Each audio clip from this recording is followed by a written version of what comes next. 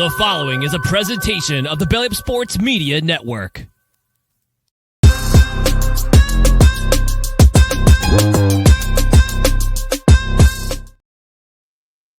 Welcome in to the Belly Up Fantasy Live Baseball Show. Want to especially welcome in all you Detroit Tigers fans because you have nothing else to watch anymore. And so you in this week. Last week we welcomed other fan bases in. So right. Astros and Tigers fans are both joining us this week, maybe for the first time. So we welcome them in, of course, as well. I'm not going to throw any snow on anybody's fan base today, but well, I've got plenty outside to throw right now here in Kentucky, but nonetheless, I'm Vince Stover. I'm joined as I am every week by the man to my whatever side that is.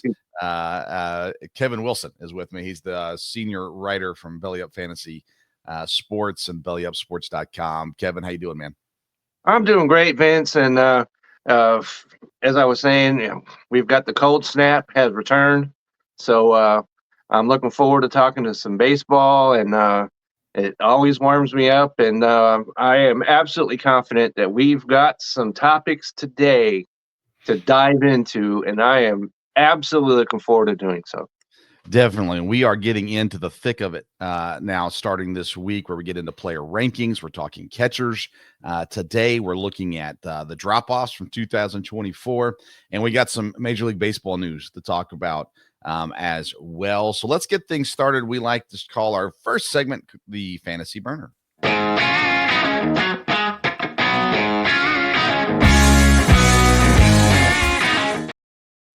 The Fantasy Burner segment is presented by Belly Up Sports. Of course, you can get our content and much more on BellyUpSports.com. There's other programs. There are, especially as we turn the page from football, there'll be a lot more programs talking baseball as well.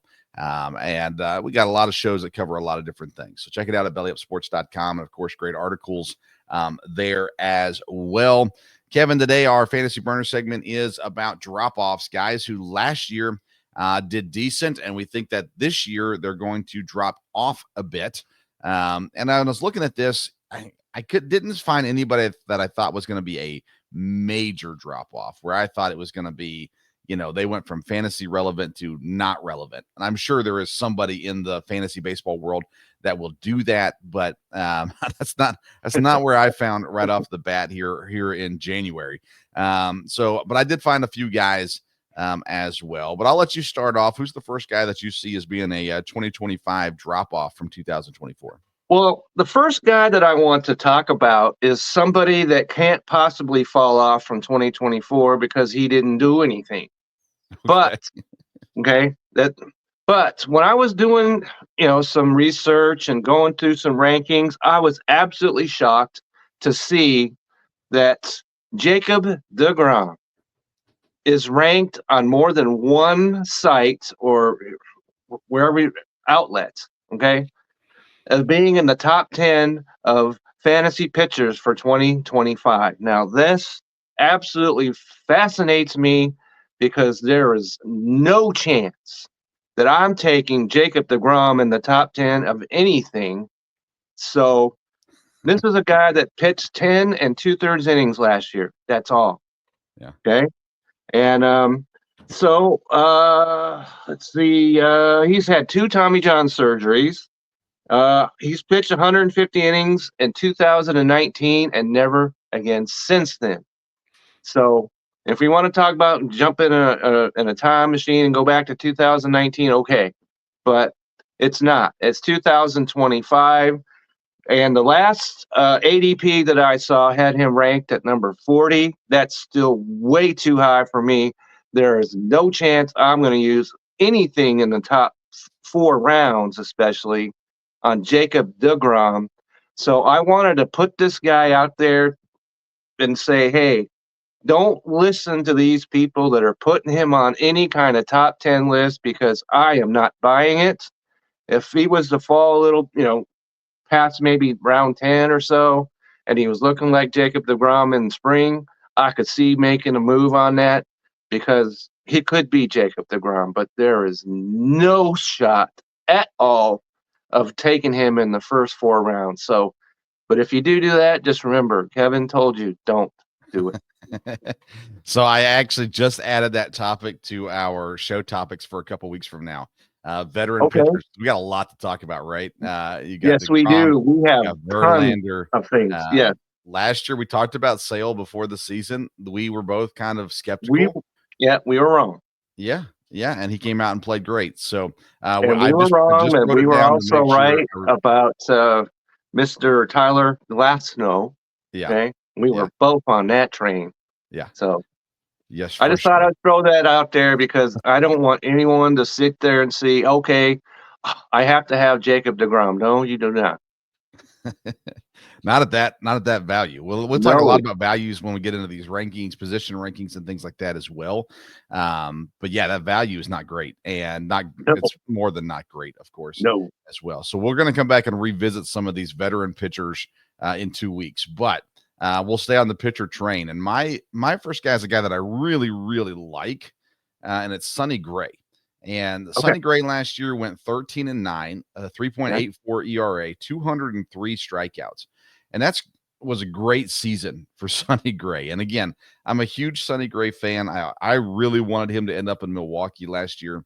He obviously did not. But Sonny Gray is now 35 years old coming into this season. And I looked back at his numbers over the years, and the last 2 seasons have been pretty solid. In 2023 in Minnesota, he went 184 innings.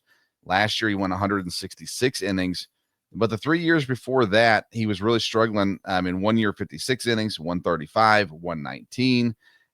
So he really, in most of his career since his days in Oakland, his innings have been down from there. Again, he's another year older, and St. Louis has not gotten better. As a matter of fact, they're more than likely going to be worse than they were last year, and which is hard to imagine. So he's not going to have the same run support as well. So to get 13-9, I don't think is going to happen. His ERA could still stick around that high threes, but I think you're probably getting more like 140 innings out of him versus the 166 he had last year. Those 203 strikeouts then, of course, would drop down drastically as well. So again, he's still going to be fantasy relevant. But as far as where some people are going to want to draft Sonny Gray, I'm going to be a little lower on him this year because I think he's going to have a drop off to a degree in this 2025 season. Okay, I can certainly see that.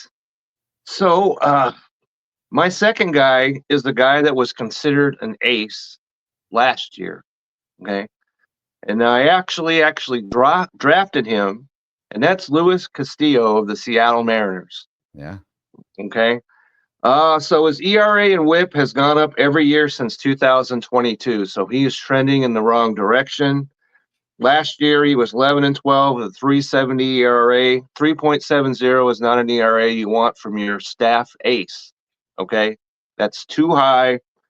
Plus he's 32, and he was on the AL last season. His ADP that I saw last was 55, which is a drop off from where it was a year ago, but that's still not far enough for me to go ahead and take a chance on a guy on a team that has no hitting whatsoever. And it's just everything's going in the wrong direction. So, like I said, I drafted him last year. I see no chance that I'll be taking a shot with him this year. So he has taken a big step back from a year ago in my mind. Now, I'm going to give you a chance to change your mind on this if he gets traded. If he gets traded, and I did see that was a possibility. And if that does happen, then I might ease off. Depending on where he goes. That's right. Yeah. But as of today, Luis Castillo is a guy that I am not going to I'll let somebody else deal with him. I like it. All right. I'm going to go with a Minnesota pitcher in Bailey Ober as my second pitcher. And again, a guy I like, he's a massive dude, 6'9", 260. He's got a lot of good with him for sure. But I look at this numbers from last year, 12-9, 3.98 ERA, 191 strikeouts, 178 innings pitched. He has trended the wrong direction in most categories each of these last few years. Now, 2021 was his debut. And that was his worst season statistically, to a degree, to some statistics at least. In 2022, his ERA was the best that it has been at 3.21. That's in 11 games. In 2023, it was 3.43. That was in 26 games. And then this last year, he was at 3.98 in 31 games. He did get the one complete game throughout that season, this past season as well. But his ERA has climbed each season. His innings pitched have also climbed. So there's, that makes sense to some degree as well. But I see him maybe reverting a little bit more back to the 2023 numbers when it comes to innings pitched. And I see maybe his numbers not being as strong as they were this past season. He's still going to be, again, fantasy relevant. I see him more around. I've got him at 150 innings pitched, 160 strikeouts, and a 4.25 ERA with a 9-12 record, somewhere in that range.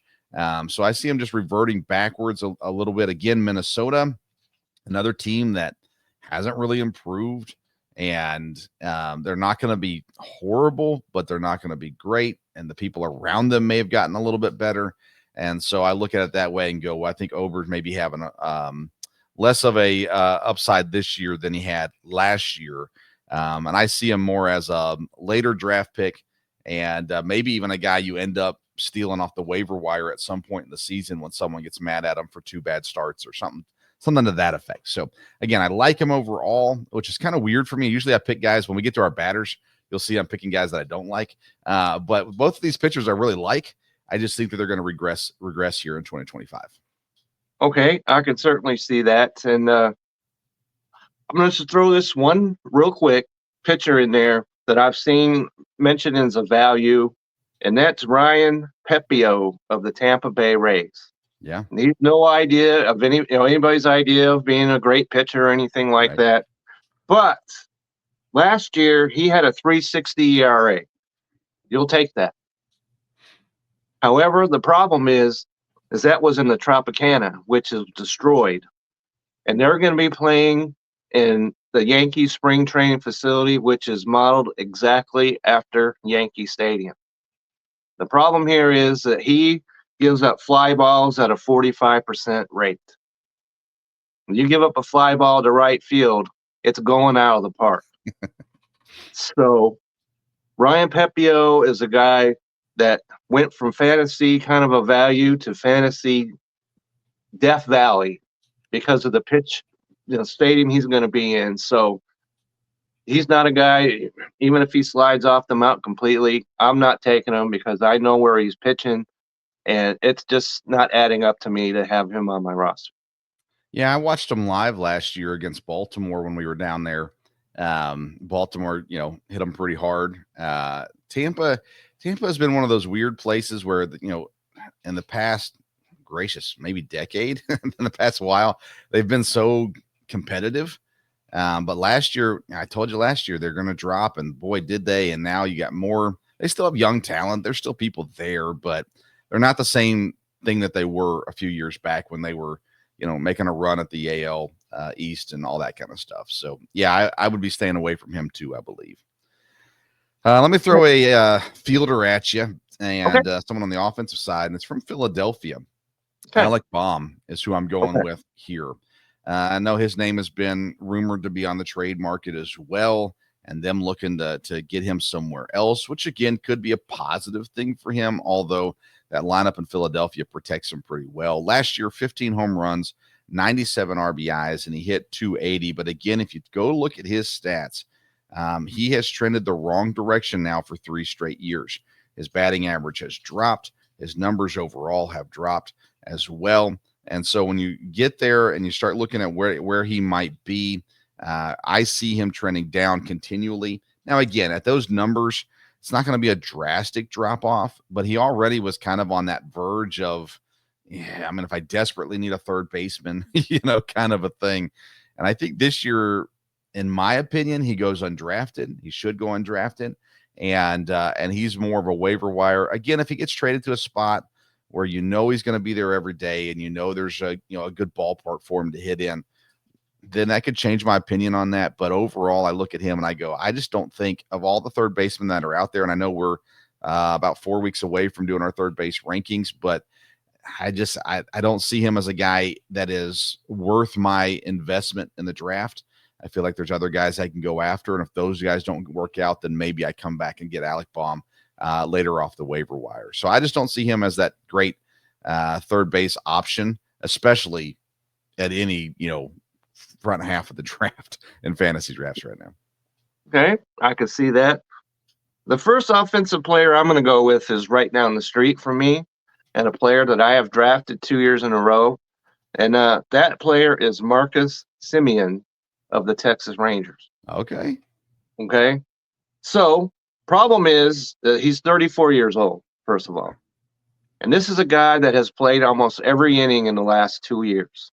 The Rangers gave him a little break last year, a couple of games, but it really didn't help him. He had his worst season since 2018.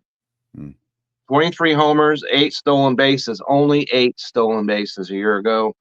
Fewest since 2014. He went from 122 runs to 101, 185 hits, 164, 100 RBIs to 74, and hit just 237. So he is trending in the wrong direction. I think the Rangers will be a better hitting team. They had all kinds of problems last year on that side of the field, but not enough where he is going to be, because second base is we'll be talking about that later, but it's not a deep position. But even so, I've got to believe there's a better value out there than where you'd have to draft Marcus Semien. All right. Interesting. Very interesting. We're going to talk about that more when we get into our player rankings in the next couple of weeks for sure. All right. So my last person that I'm going to bring up, I'm going to introduce to you, Kevin, a brand new curse in the 2025 fantasy baseball season. I'm in. Tell me. So I don't have the graphics for it yet. We'll get them as the season gets going. Okay. But this week, the baseball gods took a great person from us in Bob Uecker, and we'll talk about that more in the next segment. Yeah. But if they're going to take a good one, that means they got to do something to a bad person. And so my next person is an Atlanta Brave, and it's Marcell Ozuna. Okay. Marcell Ozuna. Bring it. Last year, 39 home runs, 104 RBIs. He hit 302.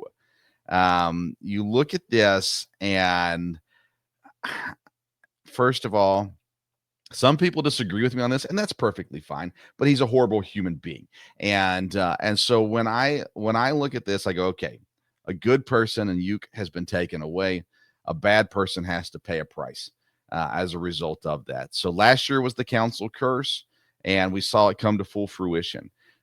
This year, I'll come up with a name for it, but we're gonna cast the curse on Marcell Ozuna this year.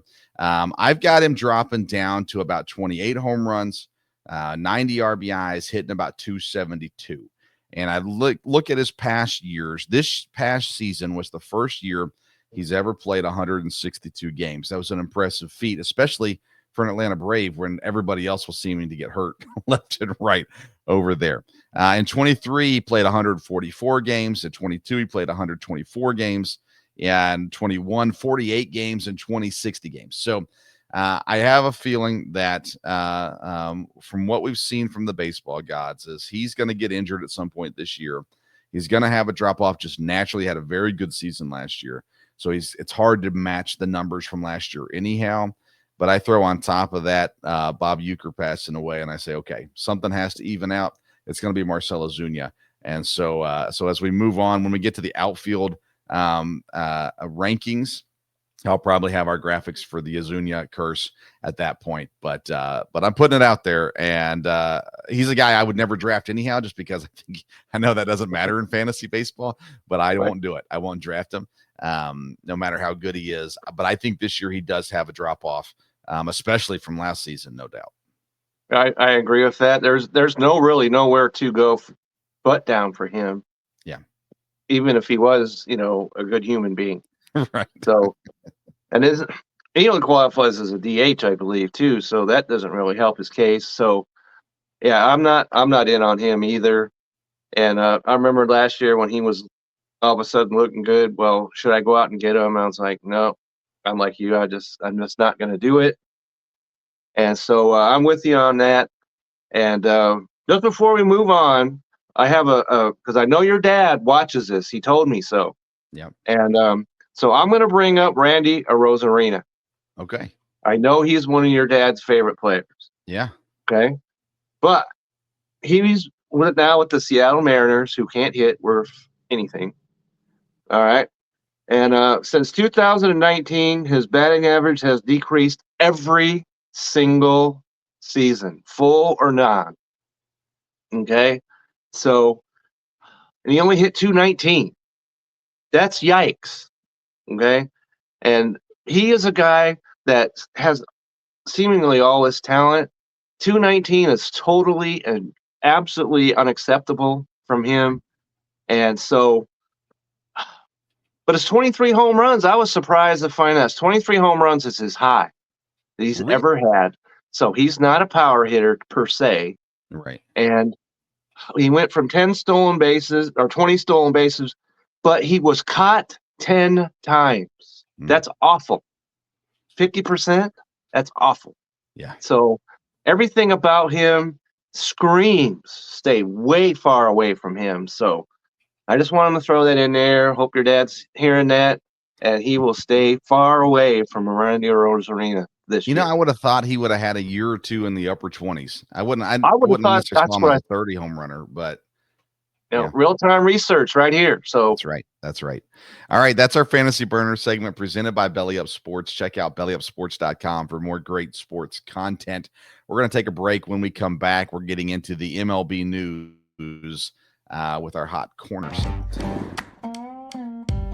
Righteous Felon Craft Jerky is the official jerky of Belly Up Sports. For over a decade, Righteous Felon Craft Jerky has led the American meat snack revolution by concocting delicious, adventurous, U.S.-sourced jerky recipes for uncompromising carnivores across the country. With 15 different flavors to choose from, Righteous Felon has all jerky lovers covered, and by using promo code BELLYUP, you will get 15% off your purchase at righteousfelon.com. Do your taste buds a favor today and rip into a bag of Righteous Felon jerky.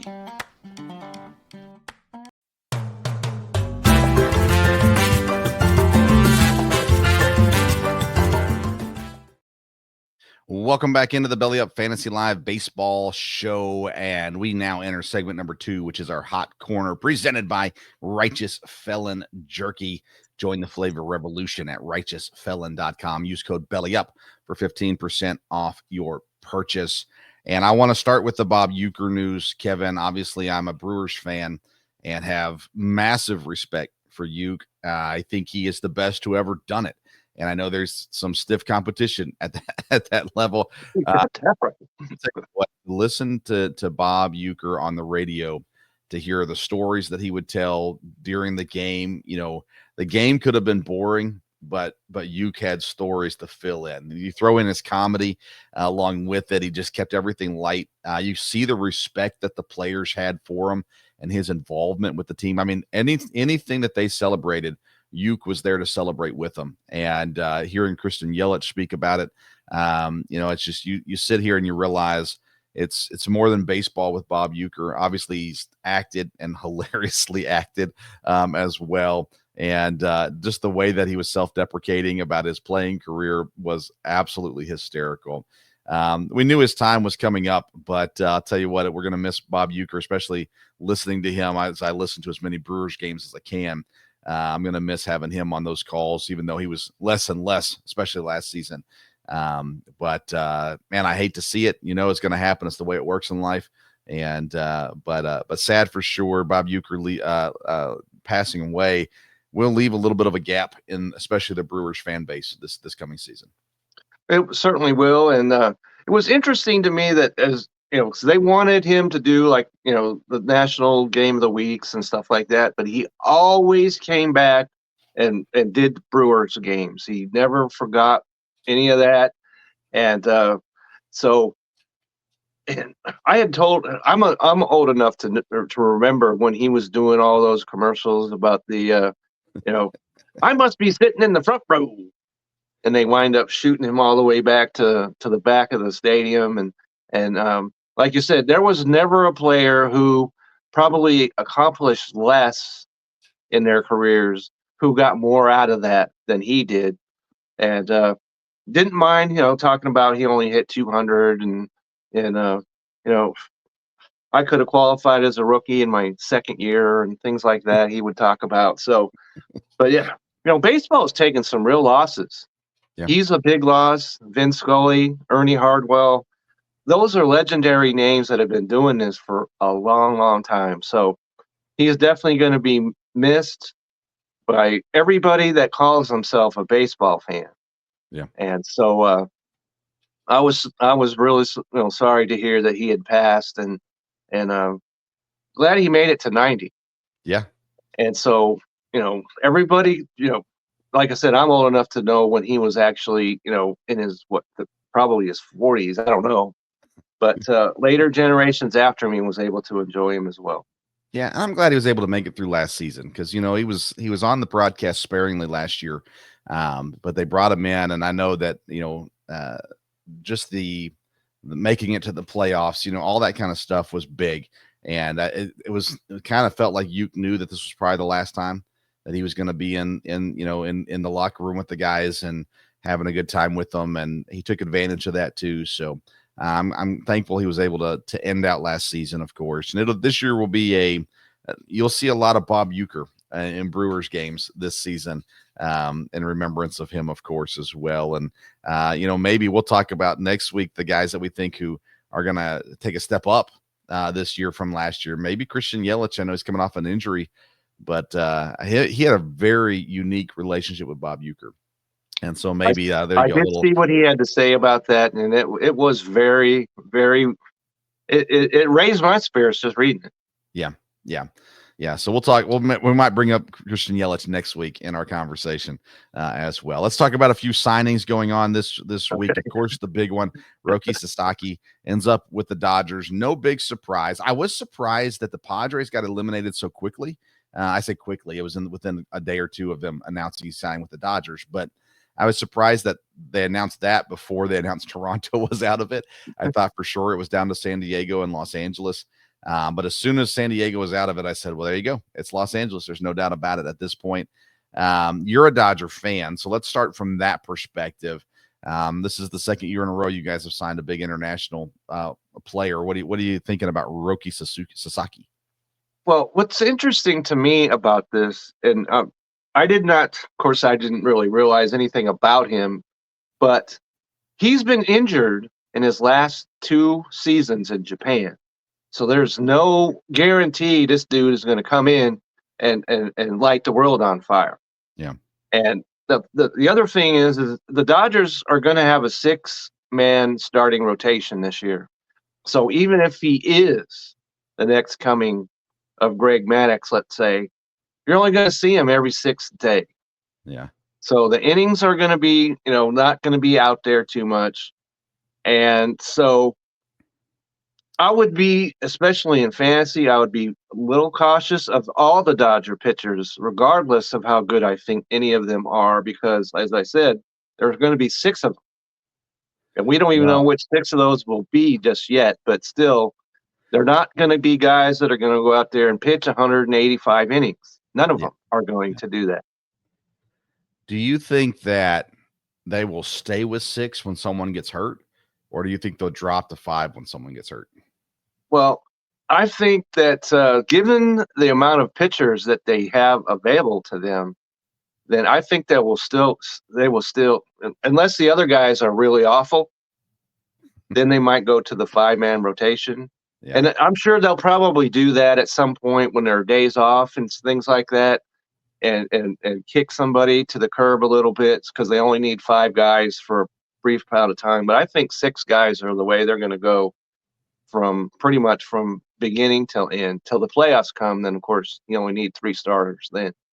Sure. Well, and that signing, sparked a conversation within the Belly Up sports world. It did. I don't think it went the way the guy thought it was going to go that started the convection, but I don't think so either. It brought up the conversation of, we got these super teams and the I was going to say minimum wage. That's not correct. Salary cap and those kinds of things as well. I was very quick to say MLB doesn't need a salary cap, and I'm a Brewers fan.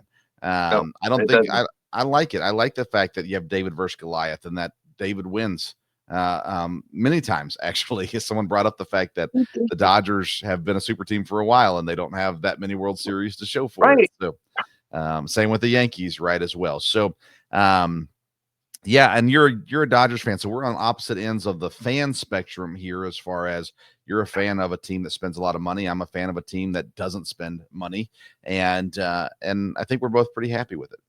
I am, and the funny thing about this is everybody had about the same amount of money that they could spend on this guy. Right. But it wasn't like the Dodgers came in and offered $60 million more than the next guy. That's not what happened here. And I said, if you remember, that he's going to a team on the West Coast. Yeah. That's what Japanese players do. Yeah. How Toronto allows themselves to get conned into these things, I have no idea. Because there was zero chance. And they traded so they could add to their international signing pool money, right? So somebody actually thought that they had a legitimate shot at this guy in the Toronto, organization. Yeah. I don't know who. Because I knew it wasn't going to happen. I knew it. Yeah. Okay. So it wasn't like the Dodgers blew the doors off of everybody else. They had about the same amount of money they could spend. And maybe he had his mind made up right from the start, which is what I've been hearing, is that he just wanted to go to the Dodgers. What are the Dodgers supposed to do? Oh, we're going to make baseball upset, so we're not going to give you a contract? That's nonsense. And so he wanted to play for him. Yeah. Yay. So, and I'm just, like I said, I'm not convinced that this guy is the end all be all. Sure. And that's what people are missing in on this, because the Dodgers were one game away from losing in the first round for the third straight year a year ago. Yeah. Right? Yeah. So there's no guarantee of anything happening. And then it's kind of funny because Tanner Scott's news came just this morning, and that blew up the internet again. And that's a little bit of a different situation because Tanner Scott has been a free agent for 3 months now. Yeah. Any team could have signed him, and I saw no one going after this guy. Right. And that was the Dodgers' main weakness in their team. Yes. Is they didn't have a closer. So they're looking around, okay, nobody's signing this guy. And I've got it right here. Let's see. He had a 1.75 ERA. So you're telling me no team had an interest in a closer with a 1.75 ERA? Come on. The other teams don't want to sign players. That's on them. I am sick of hearing about the Dodgers, and now they're ruining baseball. Just shut it, everybody. Okay, even in our own company, shut it.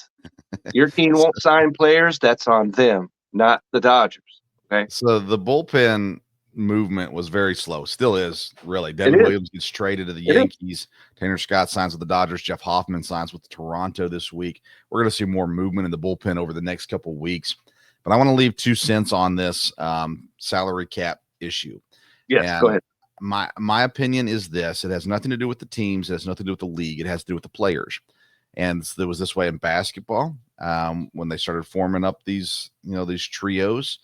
The reality is we have athletes who don't think they can beat people, so they go join them.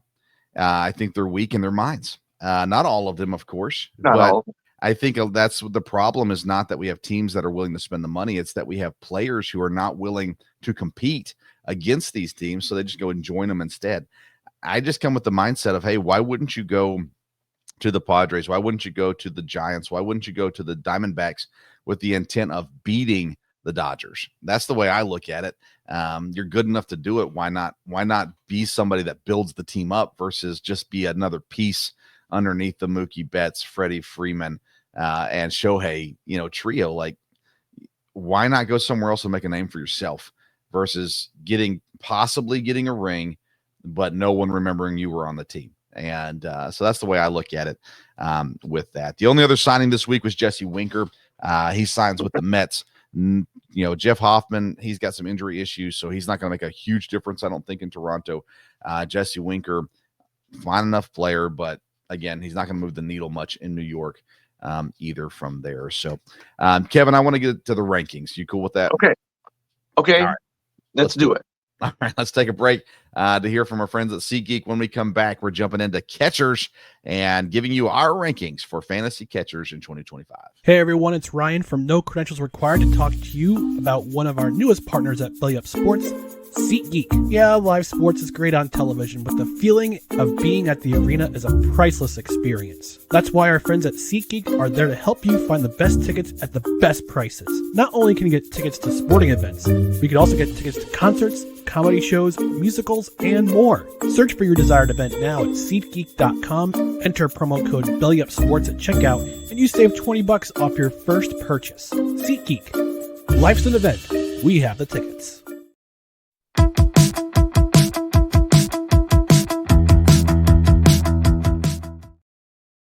Welcome back to the Belly Up Fantasy Live Baseball Show. And we are now on segment number 3. We call it the Fantasy Focus, presented by SeatGeek.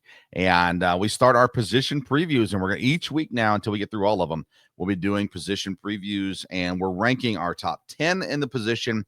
Plus, we'll be talking best value and worst value with these guys as well. Kevin, you and I talked a couple weeks ago briefly about this, and where do you feel the drop off is at catcher? Is there a top 3, then a drop off, top 4, top 5? Where do you think the drop off hits at catcher? I think the drop off hits right at I'm going to say at number 4. Okay. And then there's a couple of guys, and then there's a drop off from there where I have a bunch of players that pretty much intermingle in this area, and then after that there's another drop off to just the A equals B equals C, pretty much. Yeah. I agree with you. I think I like my top 9, and I'd be happy with any of those top 9. If I get below my top 4, maybe top 5, I probably am definitely going to make sure I have a second catcher that I like on the roster versus just taking a shot on a guy later on. I think once you get past the top, in my opinion, top 9, they are all interchangeable, and you just got to find the hot one at the time and go from there. And we've had differing catcher philosophies, Kevin. I'm big on getting a top catcher. I think I always want a top catcher on my team, and I use the catcher position. I make sure it's always got someone playing in it. I always have 2 catchers on my roster, and so I can make sure I got someone going. And I like to get 2 of the top 6, honestly, if I can get them. Because some of these guys have some eligibility at DH or other spots that you can plug and play as well. So I'm curious, though, at number 1, because I've seen a lot of rankings, and it's the same 2 guys are the top 2, but sometimes they're in different orders. So I'm intrigued to see who you have sitting at number 1 this year as your number 1 fantasy catcher. Okay, because, as we talked, we have different philosophies. I want 1 catcher on my team, and that's it. Yeah. So I think it's pretty simple who comes in at number 1. And that's your guy. And that's William Contreras. Okay. He, to me, is the clear number 1 catcher. And whatever else you want to talk about, he's 27. So, he's got some youth on him. And 23 homers, 92 RBIs, 99 runs. He even stole 9 bases. But this is the kicker to me. 155 games played. Yeah. Okay. So that means he was out of your lineup. Okay, thank you. Yep. 7 times last year, and that's it.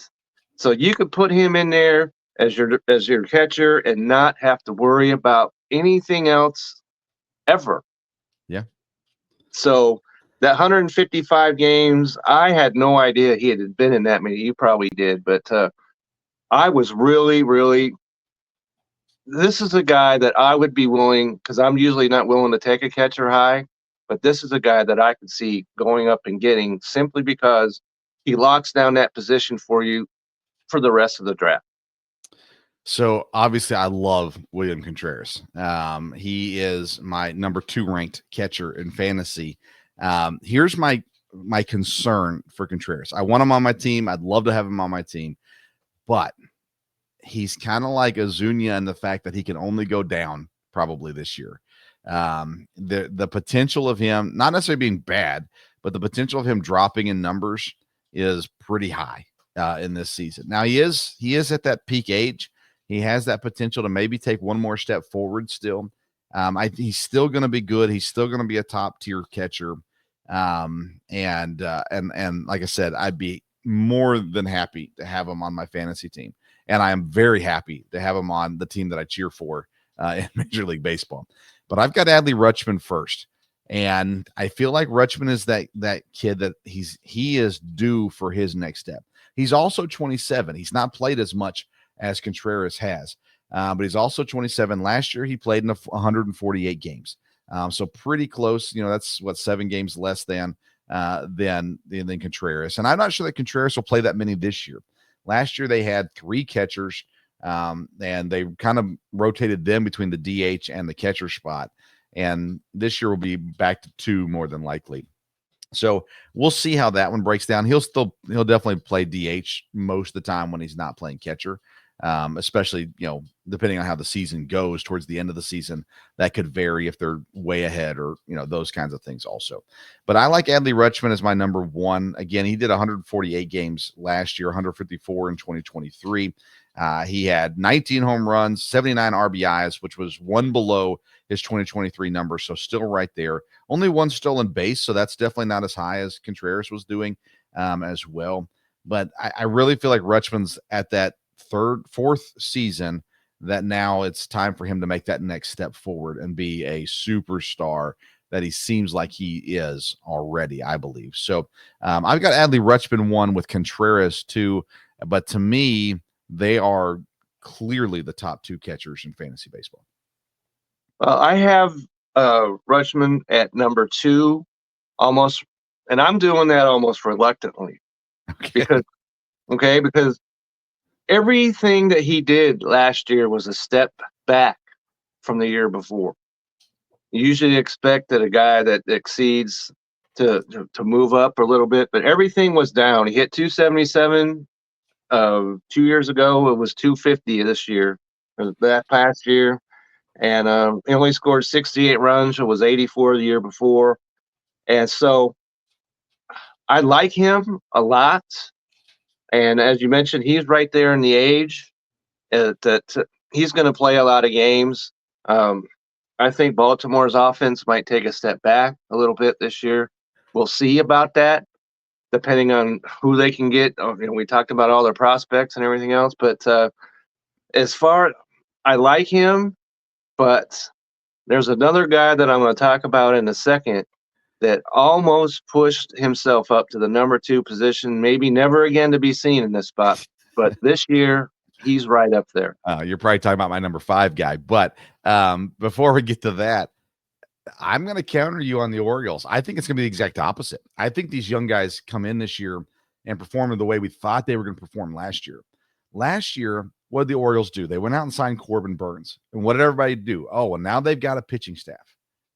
And I feel like maybe that, especially the younger guys, kind of looked at that as, oh, we don't have to do as much because now we have pitchers. Well, we talked about that last week when they don't have Corbin Burns anymore, and Charlie Morton's not the answer. So I think this year these young guys are going to come in and perform the way we thought they were going to perform last year. And I think we're going to see a drastic improvement offensively from Baltimore. I don't know that the pitching will be what it needs to be, but I think fantasy-wise, I'm really high on Orioles this season because of how they kind of didn't do great last season, many of them. So that's where we are there. All right, let's finish out the top 5. So we both have Rutschman and Contreras in the top 2. We have those orders reversed. So give me 3, 4, and 5.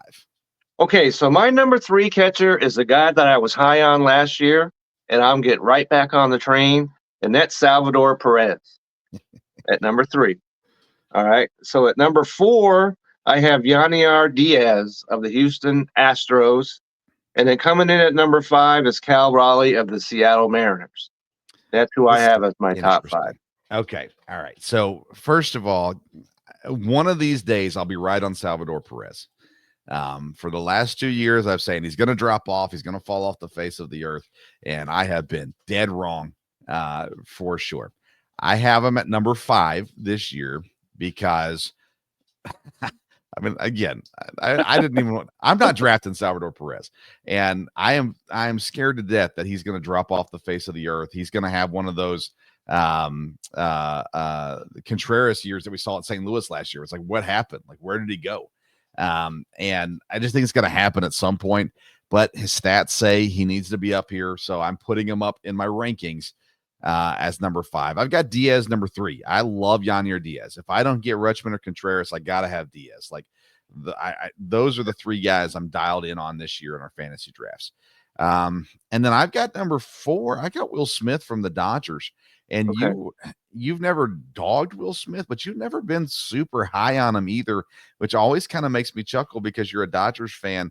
And I'm interested. Cal Raleigh he's getting all kinds of love from the rankings right now from everybody. Some of them have him as high as number 2, and I'm not drinking that Kool-Aid. No. So give me your where do you have Will Smith? I have Will Smith at number 6. Okay, so give me your Will Smith, Cal Raleigh. Where are you at on those guys that has Cal Raleigh above Will Smith? Well, I have Kyle Raleigh because, and he played in 153 games. So, and a lot of these games I realize is made up, because they switch him to DH and whatever. Yeah. None of that matters one iota to me. I can go with the same thing about Salvador Perez. Maybe he doesn't catch a single game this year. I couldn't care less about any of that. That's a problem for next year. As long as he's eligible for catcher As long as he's eligible, and maybe after this year, step back, whatever. But as far as Cal Raleigh's concerned, you're not getting any average out of him. No. But 34 homers, 100 RBIs, 73 runs scored. Those are huge stats for a catcher, and you'll take that in that position, especially for a guy that has 153 games played. Will Smith looked absolutely lost when towards the end of the season and into the postseason. And so that's given me a little bit of a pause. Plus, he only played in 128 games, which is the fewest of any of these guys. Yeah. So, and he went from 261 to 248. He did hit one more homer, but that was it. And I like Will Smith as far as the catcher position, but I'm not willing to give a high. Somebody's going to take him much higher than I'd be willing to do so. And so that's why I have him at number 6. So Cal Raleigh struck out 176 times last season. I got that written down here. Will Smith 105 times. So that's 70 less strikeouts. The batting average you mentioned, 220 for Cal, 248 for Will Smith, which Will Smith dropped off, but so did Cal Raleigh. I look at Cal Raleigh as a guy that if he's my second catcher, I'm okay with it. But if he is my only catcher, I can't survive it. Yeah, he's not good enough, in my opinion, to be my only catcher in fantasy. I do have him number 6, so you and I have him and Will Smith similarly ranked. So it's not like a drastic difference in our rankings or anything like that. I just say I am surprised, and I know, Kevin, you're not biased when it comes to fantasy. It's not you're not I'm a Dodger guy, so I got to get Dodgers. No, it's not you. And I will always have at least one Brewer on my roster. I won't load it with Brewers, but I will always have one Brewer on my roster. That being said, to me, I've got Will Smith and Salvador Perez above Cal Raleigh. I think Raleigh is getting a lot of love, but I'm not sure that it's quite warranted. He gives you power. He does give you power, which comes with RBIs. But I mean, if you go back to our conversation at the beginning of the show with Luis Castillo, Seattle doesn't have offense, and Cal Raleigh gives them some offense, granted. But Seattle scares me in a lot of ways this year. And Cal Raleigh is a guy that I've got ranked 6, but just like Salvador Perez at 5, I'm not drafting either of these guys. And if I do, it's because they've fallen way down the draft board and they're my second catcher. And I just, and again, that's a personal thing. That's not the advice I'm giving to people. Right. Salvador Perez's stats have proven he's great. He's good. He's quality, all that kind of stuff. Cal Raleigh gives you certain numbers. If you're in a categories league or you're in a league where batting average really hurts you or strikeouts really hurt you, I just don't think Cal Raleigh can be drafted, at least not in a top 5 area of catchers. I feel like he is a little bit more of a liability in many ways. So I'm down, even though his stats say he's got to be up here. So I put him up here because that's where the stats are, and I'm not gonna fight the facts, right? But his stats say he's a top 6, top 5 catcher. In my opinion, he's undraftable because of where his value is, especially as well. All right, I'll give you my 6 through 10, and then we'll look at yours as well. I got Cal Raleigh at 6. I got Francisco Alvarez with the Mets at 7. I actually like him for this season. I think he's going to have a bounce back. We may talk about these guys next week as well. I've got Logan O'Hoppe from the Angels at 8. JT Realmuto falling down to number 9. And he's the last one that I was telling you, like, these are the guys that I kind of need to have at least one. But really, once I get past 4, I need to have 2 of these guys. Realmuto is a guy, he's getting older.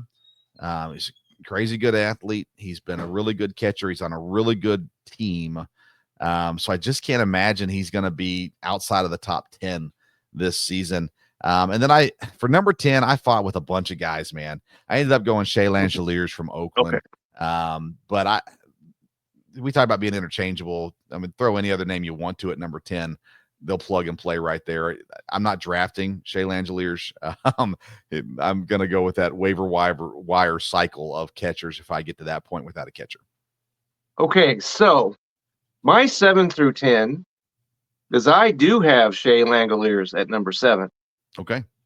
And reason why I have that is he's 27. He hit 29 home runs. And he's playing up in that park that's a Pacific Coast League park. True. And Pacific Coast League parks lend themselves to a lot of offense. Yeah. Good point. And I'm really kind of surprised at some of these moves that the A's made. And we could talk about, Dodgers made all these moves, but the A's made moves. And a lot of them that I like. And so I like Shea Langeliers. If he's a guy that, let's say I don't get any of these other guys, and he's down there in the draft a little bit, he's a guy I would be happy to have on my team. 137 games played. I have Logan O'Hoppe next.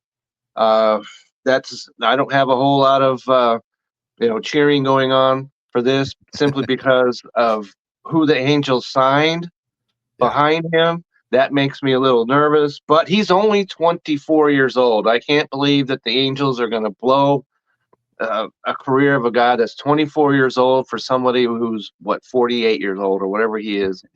And so he played 136 games, hit 20 home runs. Yeah. So I have him. I have, and this might be a surprise, Tyler Stevenson of the Cincinnati Reds coming in at the number 9 spot. Okay. He played 138 games, hit 19 home runs. And then at number 10, I've got Austin Wells of the New York Yankees checking in right here. He's 25 years old and only in 115 games, hit 13 homers, 55 RBIs, 42 runs scored. He's going to be in that higher up in their lineup this year. Yeah. So I like what a 25-year-old can do in the New York Yankees lineup. So I've got him at number 10. Yeah, and I considered him at number 10 as well. I like him as also, again, if I'm going to get 2 catchers, especially if I'm going to wait on catchers and start drafting these, like an Alvarez from the Mets or an O'Hoppe from the Angels, I got to have a second guy with them to make sure that I'm getting at-bats from that position. And those are the guys that I like in that spot. Let's jump down to value picks now. Let's start with worst value. Value picks. My worst value pick, you mentioned him, that's JT Realmuto. Okay. And somebody's going to come in and take this guy way higher than he's 33 years old, only played in 99 games. And these games have gone down the last few years. And so everything that went down and only played in 99 games, that age makes me real nervous. And catchers, their legs could go at any second. And so he's not, for years, he was the fantasy stud at catcher, but I'm not willing to give any kind of draft capital for him. Fair enough. Last year I had him in one league, and I got him off of waiver wires. Actually, someone else drafted him. We were a few weeks in and they dropped him. And I was like, well, I mean, I'll take a swing on him as my second catcher, and it worked out okay for me. But he's definitely dropping, no doubt. Minus Salvador Perez. I mean, his ADP right now is at 86. I really feel like he's going to start dropping off. Last year, he played more games than he'd played since 2021, and before that, since 2014. So, I mean, he obviously had a great year last year. They play him. He's got multiple eligibility, position eligibility as well, which is always nice as long as things are going well. I'm just not willing to take a risk at a 35-year-old player at 86. And I think people are going to draft him before that anyhow. And for me, I would rather go out and get a Rutschman or Contreras or a Diaz than I would a Salvador Perez. So I think worst value is Perez just because of where he's getting drafted. And one of these years I'll be right. He's going to fall off. And so for that reason, worst value. I think he was my worst value catcher last year too.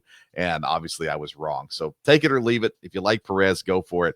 I'm going to stay away from him because I think he's going to get drafted too high again this year. All right, best values, Kevin. Who you got? Okay, so the best value, the guy that I have stepping up, and that's Keibert Ruiz of the Washington Nationals, who is 26. Okay, he played 127 games, 136 the year before, so he's absolutely there as a starter, and he's hit as many as 18 homers in a season, and his averages and home runs and stuff have been right there. I think Washington will improve their offense this year, and really couldn't go a whole lot worse than it did last year. But I think there's going to be an improvement in that, and I expect all his counting stats to improve. And so he's a guy that if I don't get any of these other ones here, that I would be drafting later and be pretty happy with. So I like what Keibert Ruiz can do, and I think he's a pretty solid draft fantasy guy. Yeah. I'm going to go down to an ADP of 238. And it's the catcher for the Texas Rangers, Jonah Heim. Last year he dropped off. Last year was not good. Last year, the Rangers had a lot of issues going on last year. We're going to talk about this when we get to second baseman with Marcus Semien in a couple weeks. But I'm a believer in Jonah Heim. And again, I think there's a lot of catchers that are interchangeable. So I think there's a lot of value at catcher. If you're not going to get one of the top guys, there's a lot of value at catcher. Jonah Heim is basically going undrafted. And so, if you pass on catchers and you take a chance at somebody that's, 12 to 14 ranked catcher, and you're just like, I'm going to get a second guy in there just to make sure I got somebody on the roster. I think Jonah Heim's going to come back. I think the Rangers offense is going to come back this year as well. And I kind of excited. I got several teams I'm excited about this year, Kevin, and the Rangers are one of them as well. So I got Jonah Heim down there again. His ADP is 238. So basically, you don't even have to draft the kid. You can give it some time and see how things shake out. But he's the guy that I think when we look back at the end of the year, we're going to say, where was Jonah Heim drafted versus where did he end the season in fantasy value, fantasy points? And I think we're going to see a drastic difference between where he was drafted to where he ends up on the catcher rankings when the season is done. So I like that we differ on these, Kevin. That's good. If I could throw in a real fast counter to that, because the Rangers signed a catcher from the Padres, who happens to be a left-handed hitter. Jonah Heim is the right-handed hitter. That means the other guy is going to get more at-bats to me than Jonah Heim does. And so I think that's going to be a strict platoon going on right there. And so, at the ADP that you mentioned, there's really no, you take them and it doesn't work out. No problem. Yeah. But even the ADP that you mentioned, we could have talked about him as being a player that's taken a major step back, because entering last year, he was an all-star. True. And Gold Glove winner. His defense suffered massively from a year ago. Yeah. So he's not a guy that I have any faith in at all. Hey, for the record, when it comes to strategy, if you're not taking catchers high, if there is a solid platoon where one of these guys is going to be catching every night, I like taking a swing on those guys too, where you get both of them. And that way you're always got somebody batting. And those are guys because I will butcher the name if I say it. The guy that they signed from San Diego. That's Hikasawa or something. I'm going down the wrong road. So yes, that's why I didn't mention his name up till this. Yeah, he's got potential as well. And so I like both of those guys actually. And kind of you talk about handcuffs in football with running backs. I think doing the same with catchers is not a horrible idea if you got a team that is consistent in their rotation of catchers, especially because there's some teams that will play. He'll only play 2 games in a row, and then the other guy comes in and plays. So in that case, you can't just have one guy. You've got to have someone else there. Why not handcuff them if they have talent, of course, as well. So, all right, Kevin, we got places to be, my friend. Let's talk about what's going on though in the world of Kevin Wilson. What do you got coming out this week on BellyUpSports.com? Well, last week we talked about how to start up a league. And if you happen to miss that episode, which I highly recommend you go back and watch, but if you missed that, I also wrote an article. It's on the Belly Up site right now, how to set up a league. And I go through some of the things. And so that's available right there. And so I'm relatively positive, since we talked about catchers, maybe that there'll be some list of catchers coming out this week or so. So you can look at that. And you just never know what might pop up on that the Belly Up sports site. And you can always go to Twitter at Kevin62 WILSEA.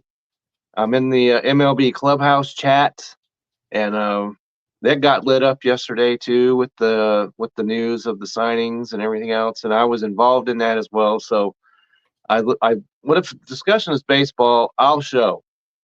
And so there I am. Yeah. And of course on Twitter at Kevin62 WILSEA as well. You can catch my show, the Sports Stove Football Show. Will be Tuesday night this week at 8:00, and we'll be breaking down recapping the college football championship. We'll be recapping the NFL weekend and previewing the upcoming NFL weekend as well. And I might try to get on a guest as well, because the former co-host of the Sports Stove Local Hour just won Specialist MVP of the Dream Bowl down in your neck of the woods, Kevin, down in Texas today. And so might try to get Jonathan Duff on to talk about his experience there too. Not sure that it would work out this week or not, but nonetheless, tune in Tuesday. Typically it's Wednesday night, but I'm going out of town, and so we're doing it Tuesday night. Then next week, the Belly Up Live Fantasy Baseball Show will be live, but it will be on Monday evening instead of Sunday evening. And then, of course, you can always catch the replay on the audio version of the podcast, the Belly Up Fantasy Live Baseball Podcast, or on the Belly Up Sports YouTube channel as well. You can follow me on social media at Sports Stove, wherever you are on social media as well. All right, next week we get into first baseman. We're ranking the first baseman, and we've got looking at people from 2024 who are taking a step forward instead of a step back as well, and the latest Major League Baseball news, of course, as well. Well, before we sign off, I have a cool baseball story. Yeah. Because this past week, I'm in all these baseball chats and everything else, but the question was, who was the best Montreal Expo?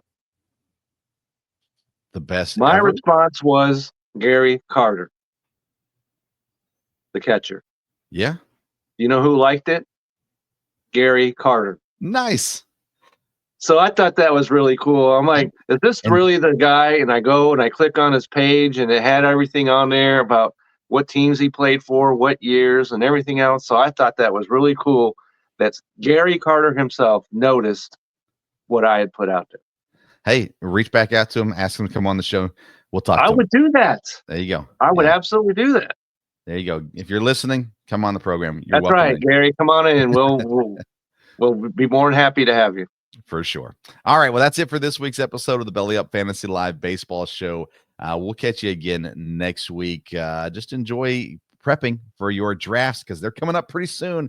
That's right. And of course, we'll be back next week to get you ready for continued 2025 fantasy baseball season. Until then, y'all have a great week. See you then.